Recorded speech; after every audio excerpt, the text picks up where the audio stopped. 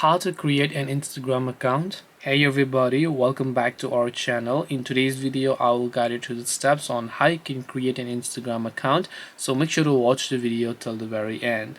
So if you'd like to basically actually create your Instagram account, it can be done via many ways. You can create from mobile, you can create from laptop, or you can go to instagram.com or use the app. Now when you are on the login page of Instagram, if you have an account you would be able to log in, but if you don't have an account, right here you'll find one of the options that says sign up. So what you can do is just hit the sign up button here, and once you hit the sign up button you can simply make sure to enter the mobile number or email you'd like to use for your Instagram account. Then you can go on about creating a username that you want for yourself, and once you create a username you can also choose to create a password here. And once you create all of those steps, all you have to do is just hit the sign up button, and then your Instagram account will get successfully created. This way you should be able to create your Instagram account. Hope this video was very helpful. If you have got any questions, feel free to leave them down in the comment section.